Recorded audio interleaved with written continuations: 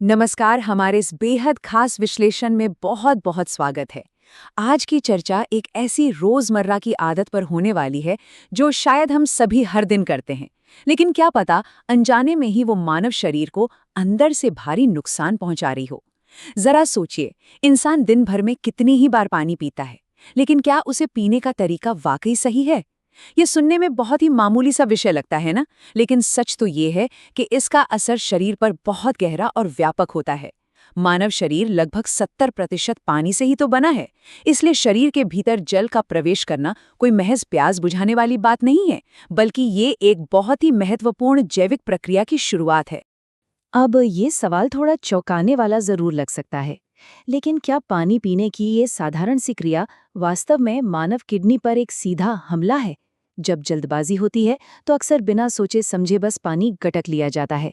विज्ञान और प्राचीन ज्ञान दोनों ही बहुत स्पष्ट रूप से इस ओर इशारा करते हैं कि पानी पीने का गलत तरीका शरीर के अंदरूनी अंगों और विशेषकर किडनी के लिए बेहद खतरनाक साबित हो सकता है। ये बिल्कुल सच है कि जल ही जीवन है, लेकिन अगर इसे गलत मुद्रा में शरीर के अंदर डाला जाए तो वही जीवन देने वाला तत्व एक बहुत बड़े और अनजाने खतरे में बदल सकता है। शरीर का पूरा फिल्ट्रेशन सिस्टम इसी बात पर निर्भर करता है कि तरल पदार्थ शरीर में किस तरह से प्रवेश कर रहे हैं। तो चलिए इसमें गहराई से उतरते हैं और इस रहस्य को सुलझाते हैं। प्राचीन भारतीय चिकित्सा ग्रंथ चरक संहिता के सूत्र स्थान में इस विषय पर बहुत स्पष्ट रूप से प्रकाश डाला गया है। इस प्राचीन ग्रंथ में खड़े होकर पानी पीने के गंभीर परिणामों को लेकर एक बहुत ही कड़ी चेतावनी दी गई है। और सच कहूं तो ये कोई साधारण सा सुझाव नहीं है, बल्कि ये एक बहुत ही गहरा स्वास्थ्य विज्ञान है। और जो बात सबसे ज्यादा उत्साहजनक और हैरान कर देने वाली है वो ये है कि यह सदियों पुराना प्राचीन ज्ञान आज के आधुनिक क्लिनिकल रिसर्च के साथ पूरी तरह मेल खाता है, बिल्कुल 100%। आज का आधुनिक विज्ञान भी तरल पदार्थों के फिल्ट्रेशन यानी उन्हें छानने की प्रक्रिया और शरीर की मुद्रा को लेकर ठीक वही बात दोहरा रहा है जो चरक संहिता में हजारों साल पहले ही विस्तार से बता दी गई थी। क्लिनिकल रिसर्च के इस सीधे से समीकरण को समझने की कोशिश करते हैं। जब कोई व्यक्ति खड़े होकर पानी पीता है तो शरीर की वह एकदम सीधी मुद्रा यानी अपराइट पोस्चर तरल पदार्थों को सही ढंग से फिल्टर होने से रोक देती है। गुरुत्वाकर्षण और शरीर की उस तनी हुई स्थिति के कारण पानी बिना छने ही बहुत तेजी से नीचे की ओर भागता है। ध्यान देने वाली बात है कि मानव शरीर कोई खोखला पाइप तो है नहीं, इसे हर एक तरल पदार्थ को ठीक से प्रोसेस करने की जरूरत होती है। लेकिन खड़े होने पर पानी इतनी तेज रफ्तार से बहता है कि शरीर के फिल्ट्रेशन सिस्टम, खासकर किडनी को अपना काम सही तरीके से करने का मौका ही नहीं मिल पाता। नतीजा, पानी में मौजूद अशुद्धियां शरीर के निचले हिस्सों में जाकर जमा होने लगती हैं। यहीं पर आयुर्वेद का एक बेहद दिलचस्प और गहरा सिद्धांत सामने आता है, वात दोष। इस सिद्धांत को समझे बिना पानी पीने के इस पूरे विज्ञान को समझना नामुमकिन सा है। वात का मतलब है शरीर में वायु और गति। ये वो ऊर्जा है जो शरीर की हर एक गतिविधि, श्वास और पूरे तंत्रिका तंत्र यानी नर्वस सिस्टम को कंट्रोल करती है। जब पानी बिना सही तरीके से फिल्टर हुए तेजी से नीचे गिरता है तो वो सीधे पेट की दीवार से जाकर जोर से टकराता है, और ये सीधा टकराव तुरंत शरीर के भीतर एक भयानक जैविक गड़बड़ी पैदा कर देता है। ये स्थिति इस अत्यंत महत्वपूर्ण वात प्रणाली को पूरी तरह से असंतुलित कर देती है, जिससे शरीर का पूरा आंतरिक संतुलन ही बिगड़ जाता है।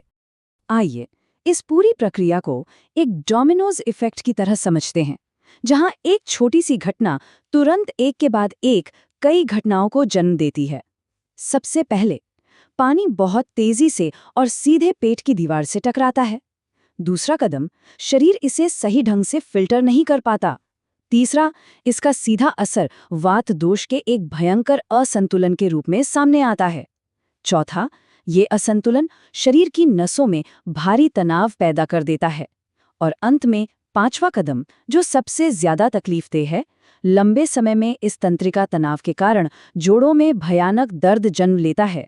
होता यह है कि वात यानी वायु के बढ़ने से जोड़ों के बीच मौजूद प्राकृतिक तरल पदार्थ या लुब्रिकेंट सूखने लगता है। इसके सूखने से हड्डियों के बीच घर्षण बढ़ता है, जिससे गठिया और जोड़ों का दर्द शुरू हो जाता है। इतना ही नहीं, ये वात असंतुलन पाचन तंत्र की अग्नि को भी बुझा देता है, जिससे पेट की गंभीर बीमारियां पैदा होती हैं। पेट पर पड़ने वाला महज वो एक सीधा प्रहार सचमुच पूरे शारीरिक तंत्र को हिलाकर रख देता है। और ये बात बहुत ही शानदार तरीके से दर्शाती है कि शारीरिक मुद्रा का प्रभाव कितना गहरा हो सकता है। ये दोनों स्थितियों की तुलना करने पर एकदम शीशे की तरह साफ हो जाता है। एक तरफ खड़े होने की वो खतरनाक अवस्था है जहां पानी सीधे पेट से टकराता है, बिना फिल्टर हुए आगे बढ़ता है और वात असंतुलन पैदा करके शरीर को अंदर से सुखा देता है। वहीं दूसरी तरफ बैठने की स्थिति एकदम एक जैविक सुरक्षा कवच की तरह काम करती है। जब बैठकर पानी पिया जाता है तो शरीर की मांसपेशियां और नर्वस सिस्टम रिलैक्स हो जाते हैं, जिसे विज्ञान की भाषा में रेस्ट एंड डाइजेस्ट मोड कहा जाता है। बैठकर पानी पीने से नर्वस सिस्टम पूरी तरह शांत रहता है और किडनी को तरल पदार्थों को बिल्कुल सही ढंग से प्रोसेस करने का पूरा समय मिलता है। तो इस पूरी समस्या का समाधान आखिर है क्या? इसका समाधान बहुत ही शांत, सीधा और एकदम सरल है। सबसे पहले, पानी पीने के लिए हमेशा आराम से और सुरक्षित रूप से बैठना चाहिए। दूसरा, पानी को कभी भी जल्दबाजी में, एक ही सांस में या ऊपर से मुंह खोलकर नहीं पीना है। इसके बजाय इसे छोटे छोटे घूंट लेकर बहुत धीरे धीरे पीना चाहिए, बिल्कुल वैसे ही जैसे कोई सुकून से गर्म चाय पी रहा हो। ऐसा करने से मुंह की लार पानी के साथ मिलकर पेट में जाती है, जो पाचन को बेहतरीन बनाती है। और तीसरा, सबसे अहम कदम, नर्वस सिस्टम और किडनी को उस तरल पदार्थ को प्रोसेस करने का थोड़ा समय देना चाहिए। ये सुनने में एक बेहद छोटी सी आदत लग सकती है, लेकिन इसे जीवन का हिस्सा बना लेने से किडनी और पूरे नर्वस सिस्टम को जीवन भर सुरक्षित रखने में एक बहुत बड़ी भूमिका निभाई जा सकती है। तो सबसे महत्वपूर्ण बात यह है कि रोजमर्रा के छोटे छोटे काम और आदतें मानव स्वास्थ्य पर बहुत ही गहरा असर डालती हैं। चरक संहिता का ये ज्ञान महज कोई पुरानी मान्यता या मिथक बिल्कुल नहीं है, बल्कि ये पूरी तरह से ठोस विज्ञान पर आधारित एक बेहतरीन जीवन शैली है।